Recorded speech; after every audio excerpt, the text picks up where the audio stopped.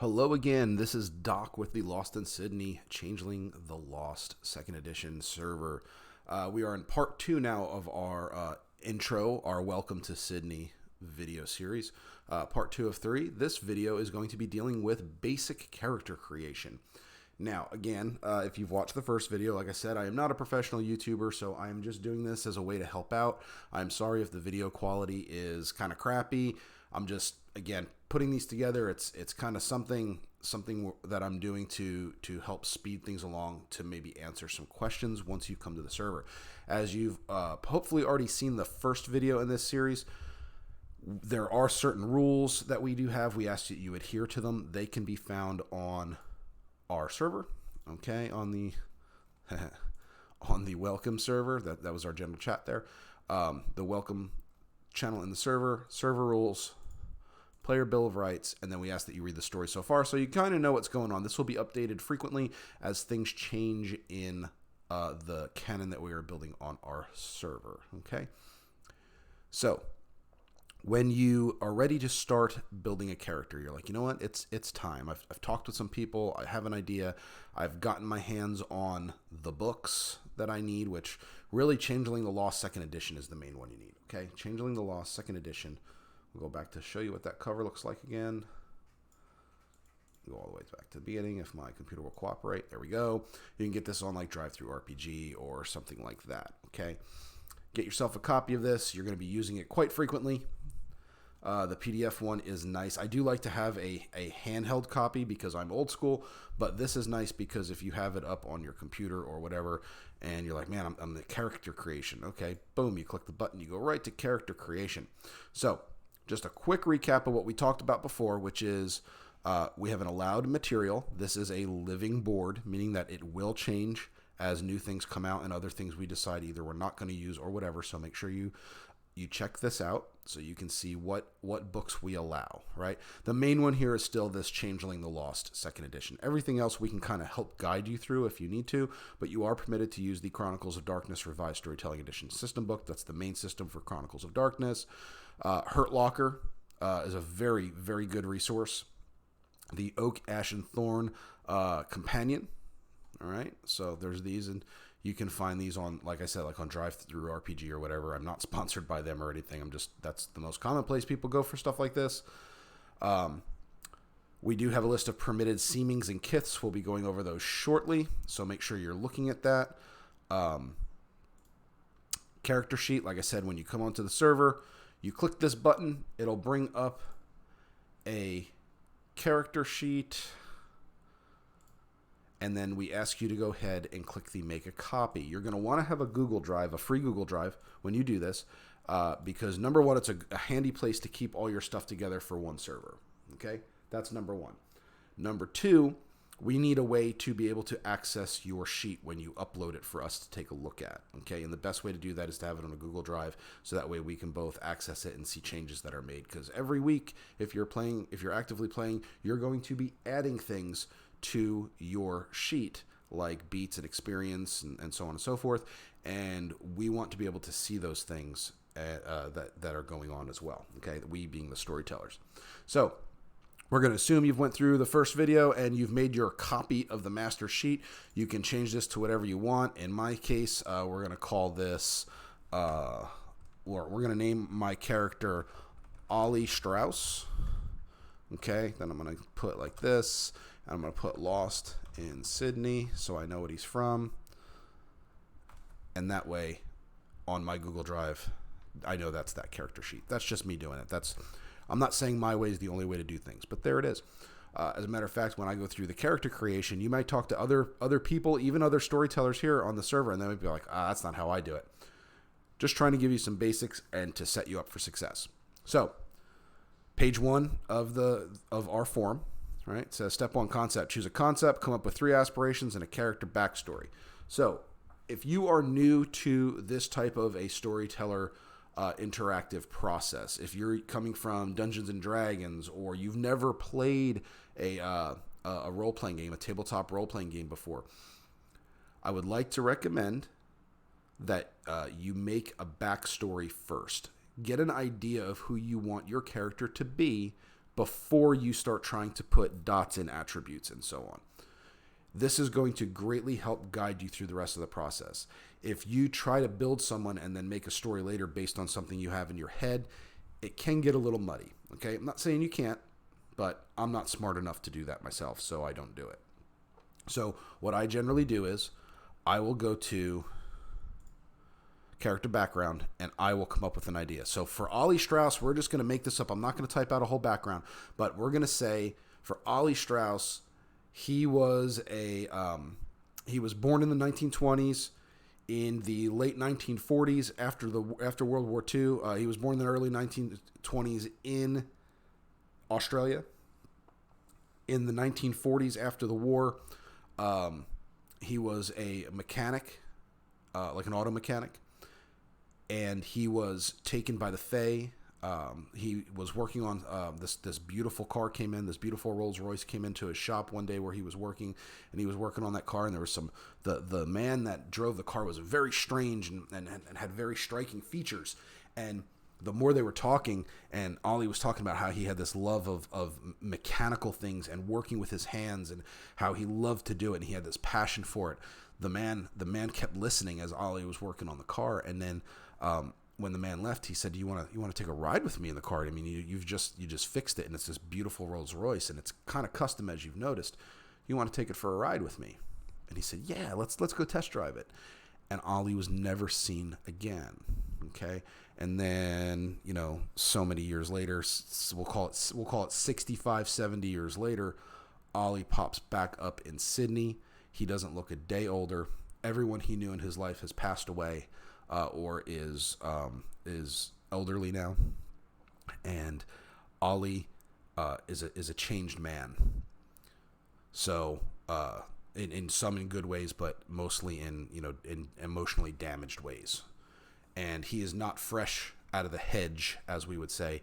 Ollie is. He's been in the freehold of Sydney here for quite some time, so he's been around a bit, and I want my character background for Ollie. Some of my goals is going to be I want him to have his own hollow, which is like his own space in the hedge. The hedge being like the magical area that mortals cannot see, but those who have been touched by the Fae can. He has his own little hunk of that, his own little hollow that is a workshop, and he has all kinds of tools and stuff in there, so he can make not just mundane items, but he can also make magical items. Okay, so that's kind of his thing. He's a quote unquote crafter. Okay, so we would write that in. Okay, and then from there, like we said, we're going through step one, concept. So for him, I'm gonna go to my front sheet. We'd fill this out. I'm gonna say Ollie Strauss. All right, players doc, Chronicles Lost in Sydney. So you don't have to go through this sheet in a linear fashion. You're going to be jumping around because, like we said, you're probably going to hopefully fill out the background first. Needle and thread. Before we get to that, let me jump back to this real quick again. When you're doing your character background discussion, don't be afraid to hop over in concept discussion and talk with us about your backstory. Okay? I'm gonna give you guys a warning right now. If you come up with this fantastical, completely jumping the shark backstory, my character was the best at everything, and that's why the Fae took him, and he was there for 600 years, and he was one of the most favored of all the play toys of all the gentry in Arcadia, and now that he's here, he can do everything perfectly, and we're not going to allow it. Okay, you have to create room for growth. That's the whole point of your character. You're starting off at quote unquote level 1, and you have to grow your character. You're going to do that through story. So if your story's already written and done, there's no room for you to grow. If you have a very detailed backstory that supports some things that may be slightly fantastical, we'll probably allow it. But you better be a good writer. Okay, you better be creative. But there's going to be times where we're going to tell you we're not going to allow that. So just be aware. And we're not doing it because we're jerks. We're doing it because we have to have continuity of story. Okay, so we're gonna ask you guys to please bear with us on that, and make sure that That's what I wanted. And make sure that it fits with everything going on here. Okay, remember, it is a living world. The canon is being developed daily by the posts of the players and the storytellers on the server. That being said, as storytellers and staff, it is our job to guide that and to keep it within certain boundaries. That doesn't mean that we control everything you do. But there are times where we're going to have to get out the stick and kind of just gently push you back onto the road. Okay? So just kind of prod you onto the road a little bit. So now we're going back to here. Your needle and your thread. Your needle is what is inside of you that guides what you do. Okay? Are you a person who likes to guide others? Are you driven by knowledge? Do you have high aspirations of doing things or helping grow something, but it's a long-term task, right? What drives you inside? Your thread. What keeps you linked to this world now that you're back?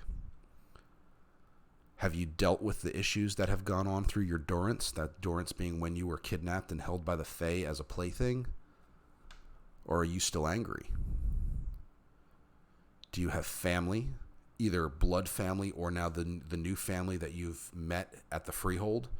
And that's what keeps you going day to day, waking up every day and going through this life, knowing that your original life that you were born into was ripped away from you and taken from you?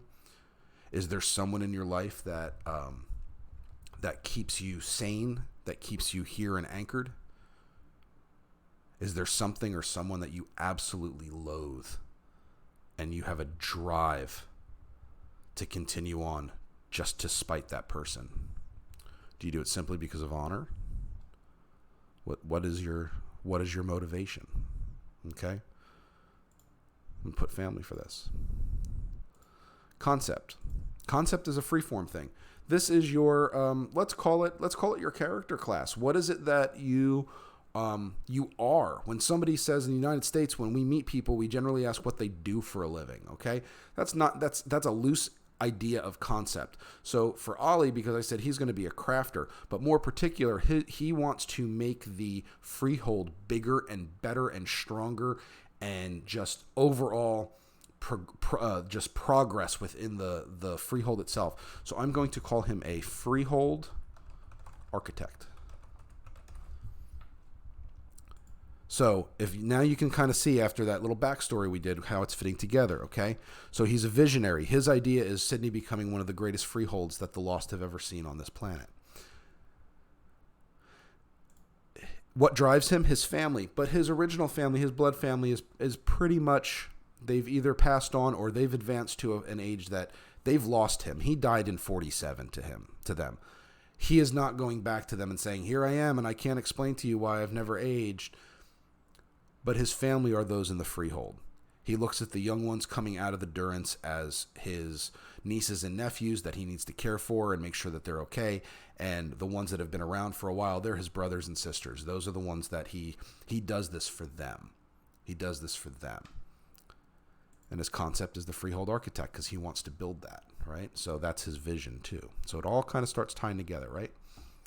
Okay, so now we're going to talk about some other things. This is where we start getting more into the mechanics. Your seeming, your kith, and your court. Okay, so for this part, we're going to go over to the book.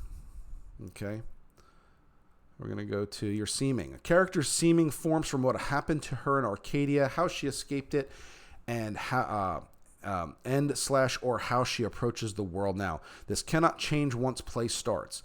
The 6 seemings are the Beast, the Darkling, the Elemental, the Fairest, the Ogre, and the Wizened. Now again, if you are a veteran World of Darkness player and you've played Changeling the Dreaming or you're familiar with it, this is going to be completely different because a seeming, there's a lot more freedom of character design here, okay? In Changeling, it was, well, I'm a Boggin or I'm a Puka or whatever, and that pretty much dictated everything you did. If you played Vampire the Masquerade, it's I was a Ventru or I was a Malkavian, and that dictated a lot of things with you. You're allowed to do a little more mixing and matching in Chronicles of Darkness. You have a little more freedom, and that's really cool, okay? So what we're going to do is we're going to go here. All right, click that. Go to our seamings, right? So I'm not going to go through each one of these guys. That's for you to do, all right? But I am going to show you the one that I am planning on using, which is the wizened, or wizened. I don't know how they pronounce it, but I assume it's wizened because my guy is a creator, okay? So we're scrolling. Wizened, the tale of cunning. So the things we want to notice here are the blessing, the curse, and this you've got your basic flavor text and some examples of characters that are like that, so you can get kind of an idea of things, okay? So for the wizened, my blessing, I gain an additional dot of 1 finesse attribute at character creation. We'll go through that in a minute. Your character can take a build equipment action to transform one kind of material into another, as long as she has the appropriate tools to work with what she has. For instance, she could spin raw gold. She can spin straw into gold with a spinning wheel, or forge steel into diamond with an anvil and a hammer. This counts as a 5 dice bonus for purposes of determining the required successes. Cost the glamour. Again, we'll go into all this. So basically, as a wizened, I can build things, and I can metamorph things. I can transmogrify things. Okay, actual objects. My curse is, in addition to your character's other breaking points, she risks clarity damage with the dice pool equal to half her weird whenever an unpleasant surprise takes her off guard. My character, the wizened, does not like to be surprised. We like things to be on an even keel. We like to know what's going on. We're not into surprises.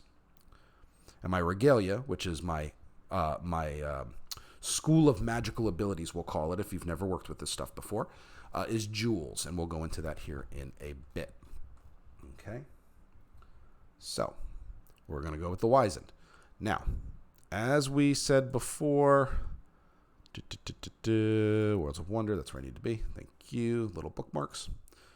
So, we're going to go over to here again, and my seaming is wizened. And I would normally go ahead right now, and I would put... So we already know Jewel is one of my favorite regalia. It popped up the second I did that. Okay, Jake, who created our thing, this sheet, did a good job of making certain things happen automatically when you click them. Okay, so thank you, Jake, for that. So got that on the back sheet. We've got my Kith blessing. And see, there's the unpleasant surprise. My Kith blessing, I'll have to type that in, all right? Which would be the whole I can make things from other things, right?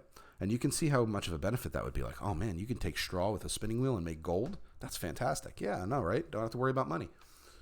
So, my Kith. Now we have these different things you can be, okay?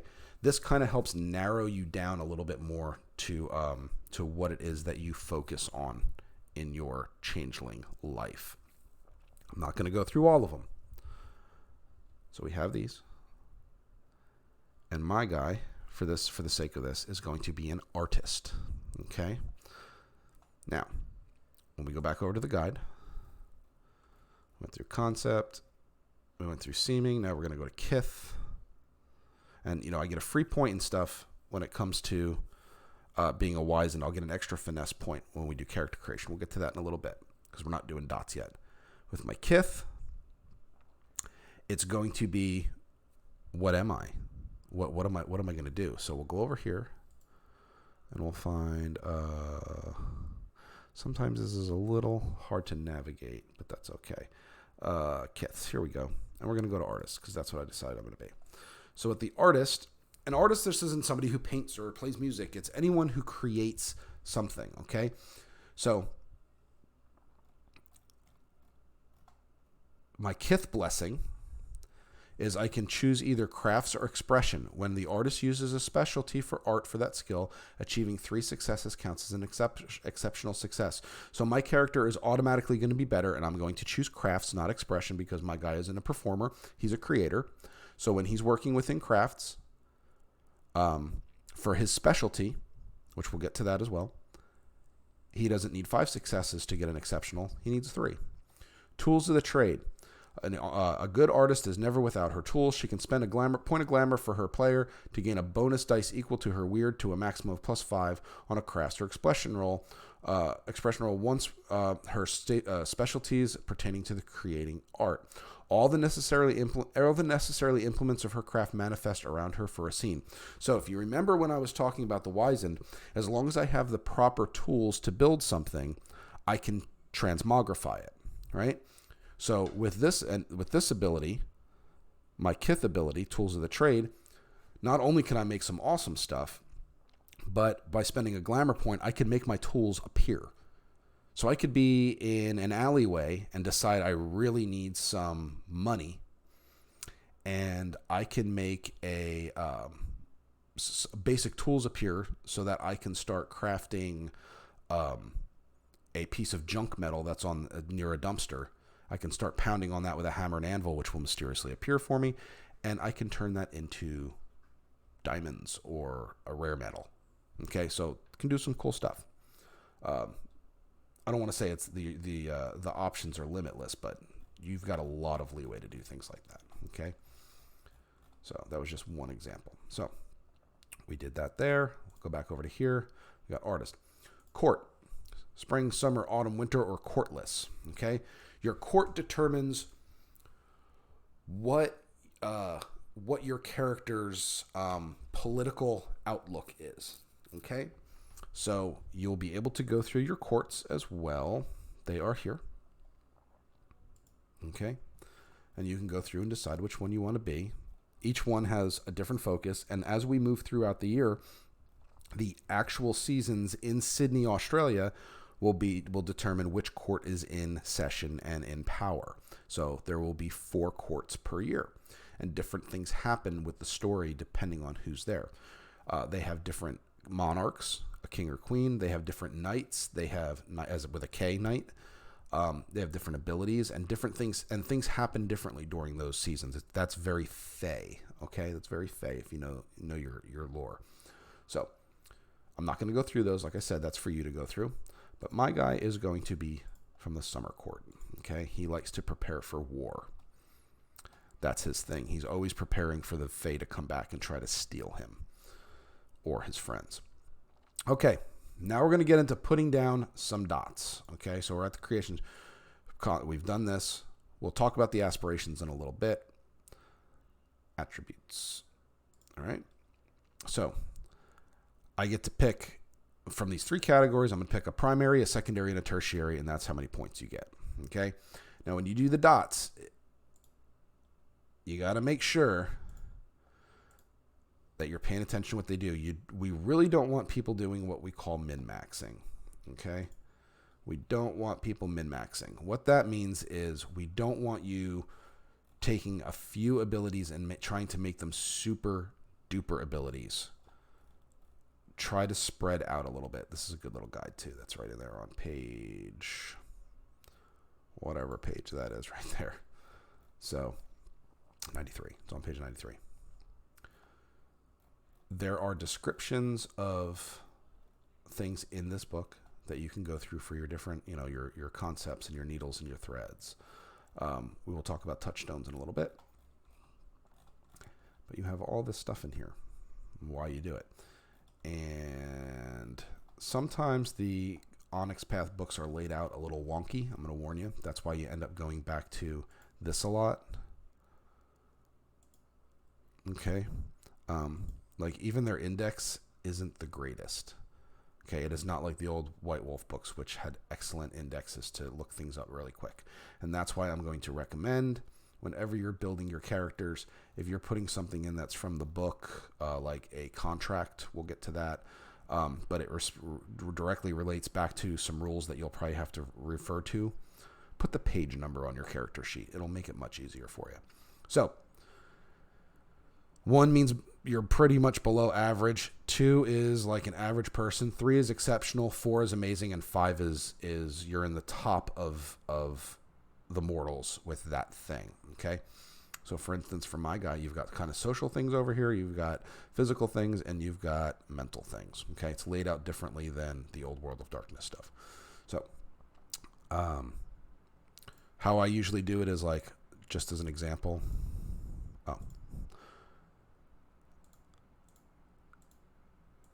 I'm going to do something like this. Since everything's going to get at least 3 dots, and I'm not saying you have to do it my way.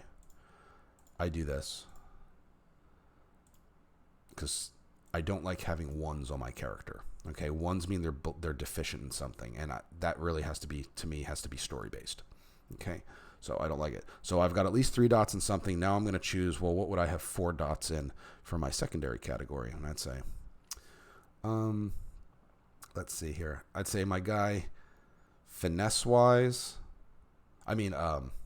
what's it called? Social wise, he's not going to be the best. Okay, so I'm going to leave him with 3 there.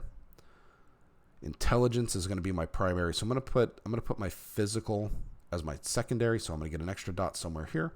I'm going to put it in stamina. My guy likes to work on things, and he has to go for a long time. So 1, 2, 3, 4 dots, right? Because you automatically start with 1 dot and everything.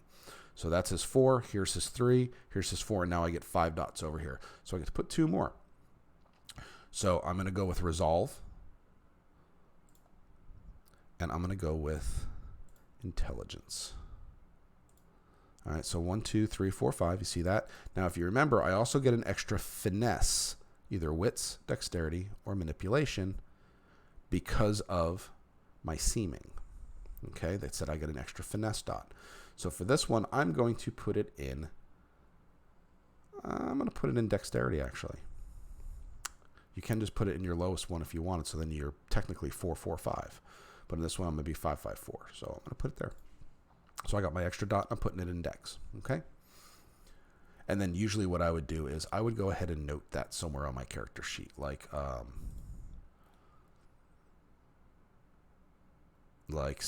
seeming blessing. I put it under there, something like that. Okay. Just make a note of where you spent it. Okay. So I've got that.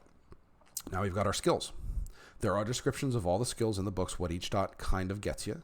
All right. So we're going to look at this here. And for my guy, crafting is going to be a thing. Okay. So with that, I'm automatically going to give him 3 dots in crafting. Okay. And we got 11, 7, and 4. And then here, because it's crafting, crafting requires you to list a specialty. I'm going to put,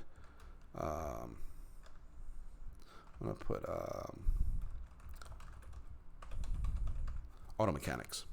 Okay, so that's his specialty, because in this game, unlike the old World of Darkness games, you have to pick 3 specialties, even if you don't have 4 dots. Okay, so auto mechanics there, and I'm going to do, again, I'm going to start flying through these real quick because I don't want this video to take forever. It's already going on long enough. So 3, we're going to do, he's been around the court for a while. So 5, because of his politics. He understands metallurgy and 6 stuff. 6, 7. He's had some schooling. 8. He's not too good with computers. He does understand some things here. 9, 10. And I'm going to give him a dot in investigation. 11. 1, 2, 3, 4, 5, 6, 7, 8, 9, 10, 11. So that's my primaries. Now I can do 7 somewhere. I'm just going to throw 7 on here.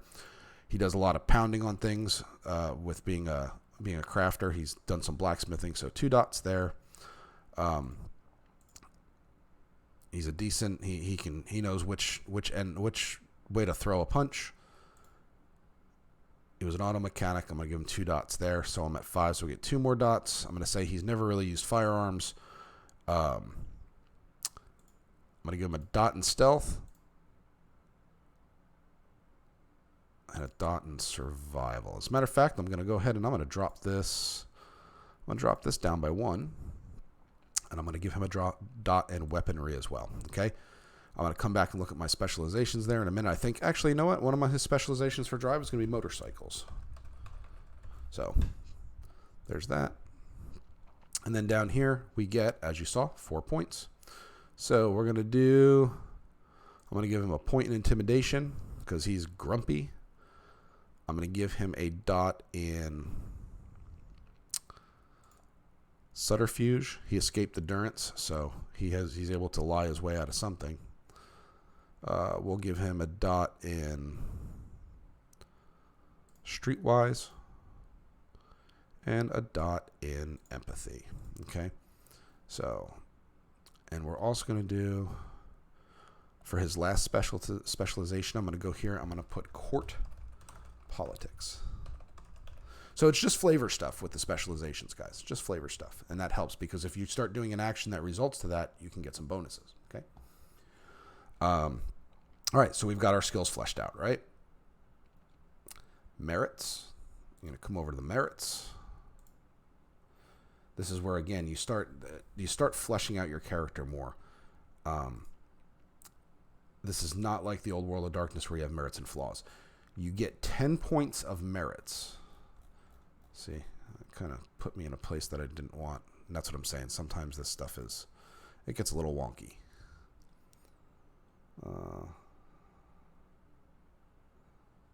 Where are the merits?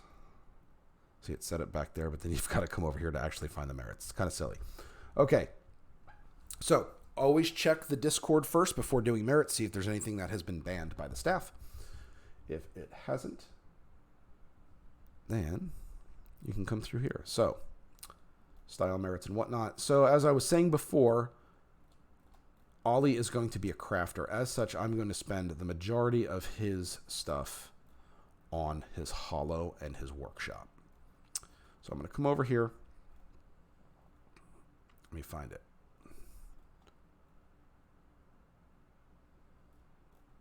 There it is, hollow. Okay, so I'm going to be taking hollow to 5 with him right off the bat. And I know this sounds like I'm min-maxing a little bit, but I'm doing this quickly as a thing so you can see it. So 5, hollow. Okay. So with that, as a 5, I get to take, there's these little sub abilities. I can take 5 points of these sub abilities under my hollow. Okay. And it says here, motley, which means multiple people can spend points on the same thing. Okay. But you don't have to worry about that right now. Okay. We'll talk about that later once you guys actually get into motleys. That's like a crew, a group. Okay. So I would do certain things to increase my motley. I'm going to take, where was it? There was a Fey Mount. Here we go. I'm going to take 2 points in Fey Mount. He's not going to be the greatest mount, but that's okay. I'm going to take 2 points in Fey Mount. 2 Fey Mount. Okay, and then I would be able to take some abilities for my mount based on that. Okay, there's some things there they can take. I could take 2 of those. And then the other thing I'm going to take, and again, because I've been through these before, and I know, I am going to take workshop. Hollow. Where is it? There's mantle. We'll come back to that. And we're going to take workshop. Okay. And I'm going to look to see how many points we got left. 5, 6, 7. I got 3 points. I'm going to take 3 points in workshop. Now, of course, you don't have to do it this way. And then I would flesh out my workshop. Okay.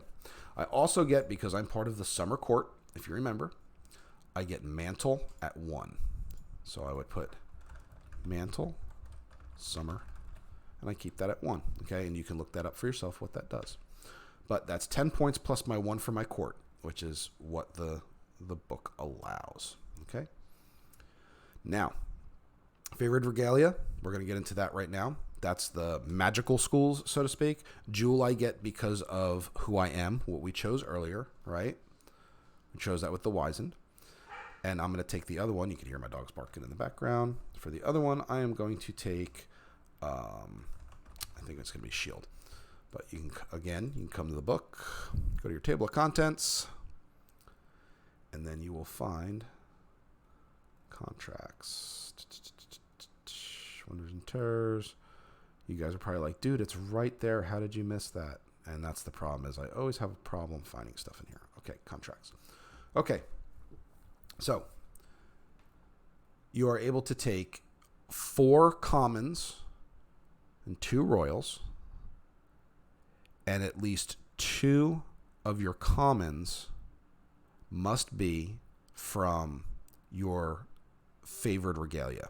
All right, so I get the jewel automatic because of my seeming, and then I chose shield. Okay, so that allows me to figure that stuff out. And let's do a little weird little float thing. Okay, there we go. All right. Conditions. Okay, we don't have to worry about that. We're going to go to the back sheet now. We'll expand that stuff later. So now we go through here. All right, got our contracts. So we're going to go to Jewel first because that's where I know I want stuff. Jewels. Okay. You can read these yourselves, but I'm going to go through, like, I'm going to take, I know for a fact I'm going to take, where is it? I'm going to take Light Shy. So I'll show you how I do this. So I put Light Shy. It is not Goblin related. Right? It's an actual, it's from Jewel. So it says it costs 1 glamour, no dice pool, and it's instant. So 1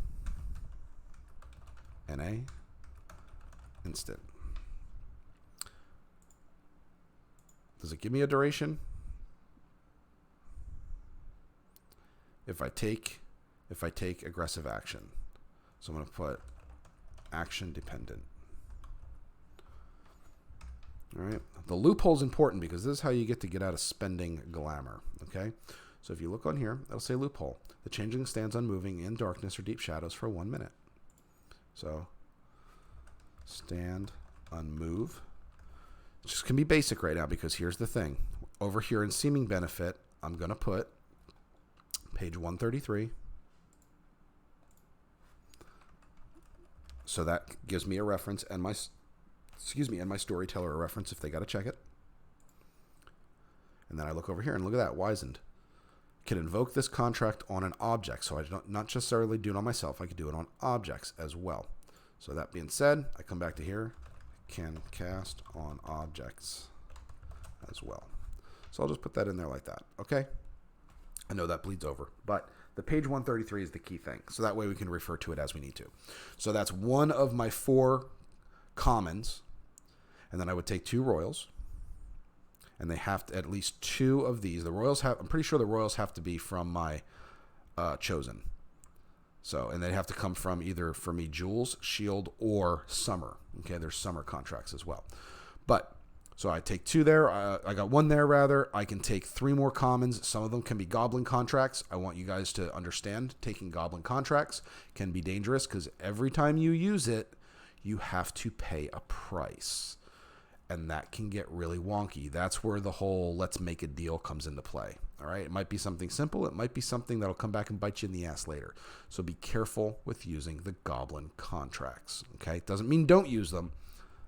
Just be advised that it can be detrimental at times. It can be fun too.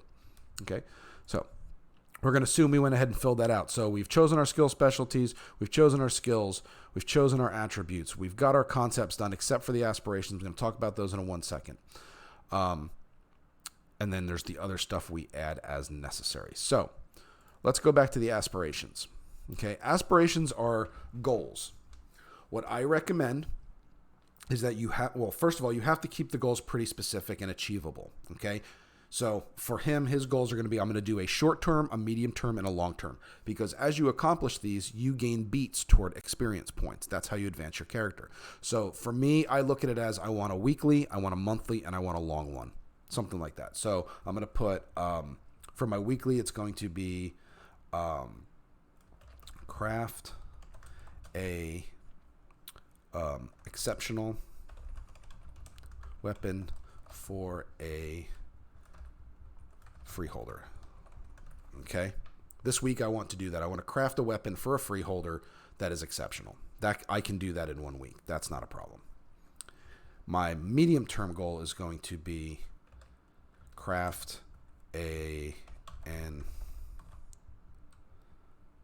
that should be N. I know my grammar was off there, but craft an exceptional suit of armor for Winter King. So the Winter King just took session when we're doing this video.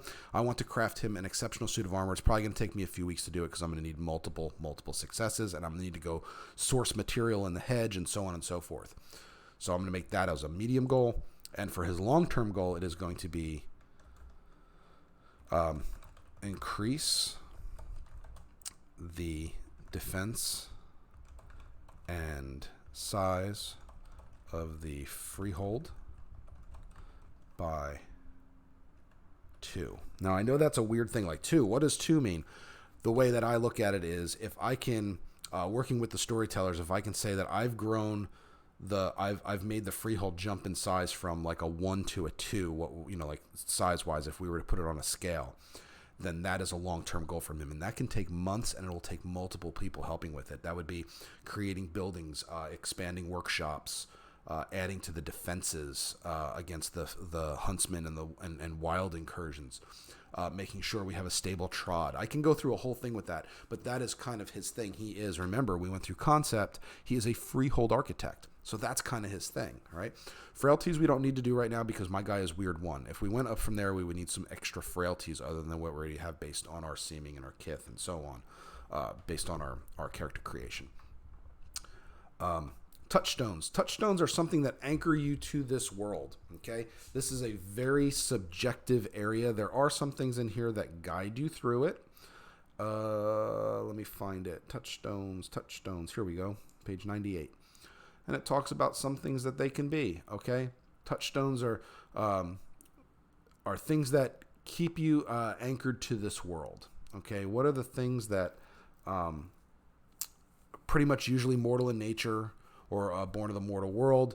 They're the things that keep us grounded. I don't know how else to put it. That's the best way to put it, is they keep us grounded. So for him, it's going to be my new family, okay? So what that basically means is, if I am doing things to protect my new family, which is my motley or my community that I'm with here in the freehold, that is my anchor. If that is taken from me or something threatens that, then that's where this would come into play. Touchstones help a changeling maintain clarity by subtracting dice from clarity damage rolls. If she has 1 attached touchstone or 2, you can go through all the rules there. Write touchstones alongside your sheet. It is a fluid thing in a changeling's life. Her attachment to her touchstone is also fluid. Consider a touchstone attached when its associated clarity box is not filled with severe damage. If a touchstone is attached anytime the changeling defends her attachment to it, she regains willpower. So basically, I would regain willpower anytime I'm doing things to defend my fellow freeholders, okay? Just be advised, your touchstones may be something that the STs will work with you on if they're not really too, that either it's too vague or maybe it's too narrow. We want to make it a fine balance, okay? So I've got that. This stuff down here should fill automatically, except for armor. If it doesn't, you can look in the book and it tells you the math to go ahead and fill those out yourself. We all start off at like size 5 unless you've got some weird merit or something. But they are based on your attributes, okay? So, front sheet done.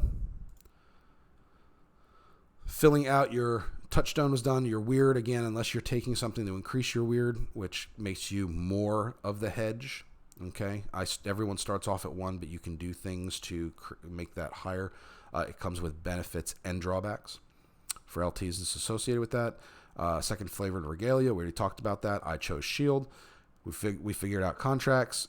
Describe your Fey mean. Your Fey mean is what you look like to other Fey. Okay? Your Fey mean is what you look like to other Fey. So while we're humans, we look like humans. Your Fey mean is when you step into the hedge or into the freehold, which is the near hedge, then your aspects change. Like, for instance, for our good friend Ollie here, he would go from looking like your average everyday guy, about 5'10", 5'11", about 170, 180 pounds. So with a little bit of muscle on him, and just looking kind of stout. But the second he walks into the hedge, he starts looking like a dwarf from the Hobbit movies. His beard is long. He has no hair on the top of his head, but he's got long locks that are in braids coming down on the sides. His height goes down, but his girth goes out. He becomes a stout little guy. I picture Ollie as a wizened artist looking more like a dwarf with a hammer standing in front of an anvil. So that is the look that he would take on, because while he was in the hedge during his durance, he was pretty much in a workshop, a blacksmith shop, for decades. So that's what it was. He pretty much turned into a dwarf-like figure. Okay, so. But it depends on what you do. If you took your seeming as beast, then you might have more of a look like, you saw the picture in the guide before. You might have more of like an animalistic look to you, okay? So if you're one of the fairest, you're probably gorgeous, okay?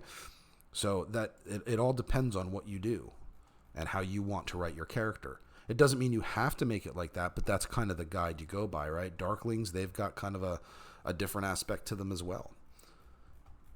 Elementals, you see, they kind of do that. That doesn't mean your guy's going to look just like that, like a djinn, but I mean, he could, right? The fairest are again, what's your definition of beauty, right? That's what that'll be. So ogres tend to be bigger and stronger and so on. So you might have that, right? And you saw here the wizened in this one. It's someone knitting while sitting in a wheelchair. That's obviously not my view of a wizened, but that's okay because that's the beauty of this. This is personal horror. So you have your choices and a cool little dog. See that right here? This dog. This could be a one of the lost. I mean, I know here this is like we're seeing some crazy stuff here, but this could be one of the lost right here. Maybe his famine is he is a dog. So you have all that. And I know I've really gone on along with this one, guys. Starting glamour, you start at 10. Okay, according to the book, you start at 10 glamour. You will spend that as you do things. So, and then you can recover it. Your health is dependent on. It'll tell you here your health is dependent on. We'll go to character creation, table of contents, character creation. All right, we'll go to that happy little guide. And I know you can go to the index and look it up, but like I said, sometimes it doesn't. Let's see here. Health is size plus stamina. So my health is going to be 5 with our size, plus stamina, which is 3. So my health is 8. So I would do 1, 2, 3, 4, 5, 6, 7, 8. Okay, so there we go. Willpower, you can look it up here too. So willpower is resolve plus composure. So we've got our composure of 2 and a resolve of 3. So my willpower is a 5. 1, 2, 3, 4, 5. Like I said, glamour is 10. So we'll just check that off. So we can say we got some completion and clarity. When you look on here as well, clarity tells you wits plus composure. So we look up here. We got our composure of 2 and a wits of 2, so my clarity is a 4. 1, 2, 3, 4. So I know this was very basic, even though I was droning on forever. But I hope this guy gives you guys an idea of how to fill that out, right? So at this point, we've kind of gone through most of this. We've talked about merits. We've gone through, I'm going in the wrong direction here. We've gone through our concept. We've got our aspirations. We've got a backstory, even though I didn't type it out, we talked about it. We prioritized our categories and we filled out our attributes. I didn't have any that were 4 or above, so I don't get any specialties there. But for my skills, I get 3 specialties. Prioritize my categories, selected my skills, put in my 3 specialties for the skills.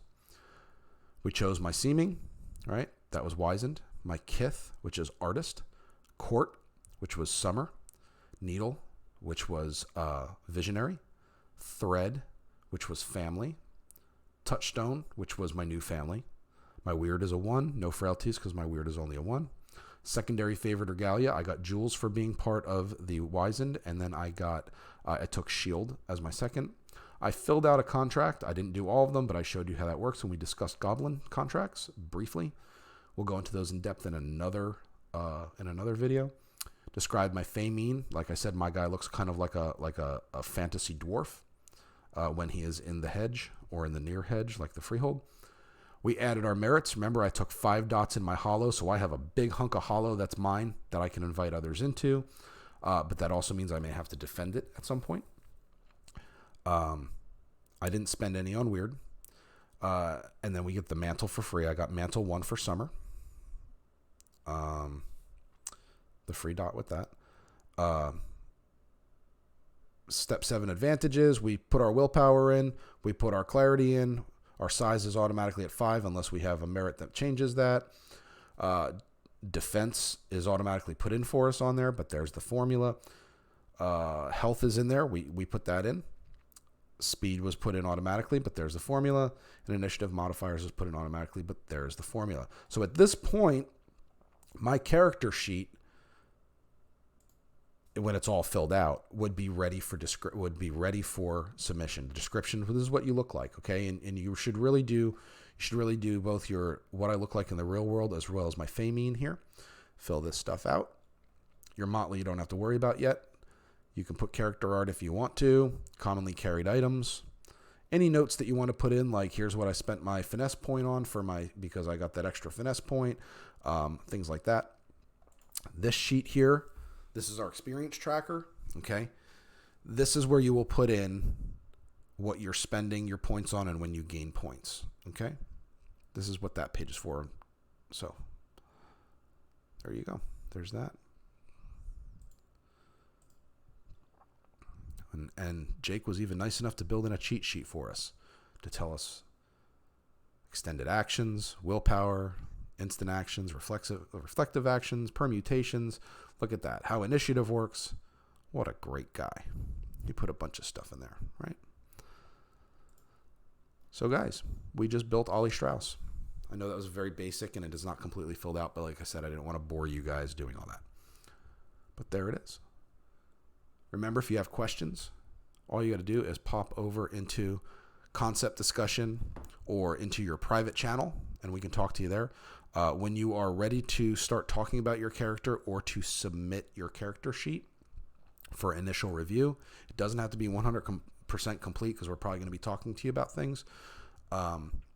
You just go into make a ticket and you click open a ticket. And when you do that, that'll submit the server's requirement to create a channel for us to start talking to you, and that's where we build your player channel. There he is again. All right. So that's where we're at, guys. This has been kind of a longer video. I apologize for that. I hope that it was helpful.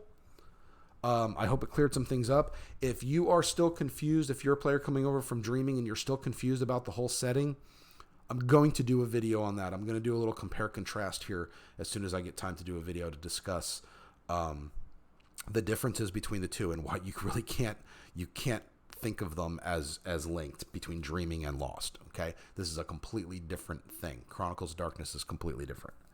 But again, you have questions, pop on, ask in one of the appropriate channels, such as concept discussion or so on and so forth. People will be willing to help you. We also have inspiration channel right here.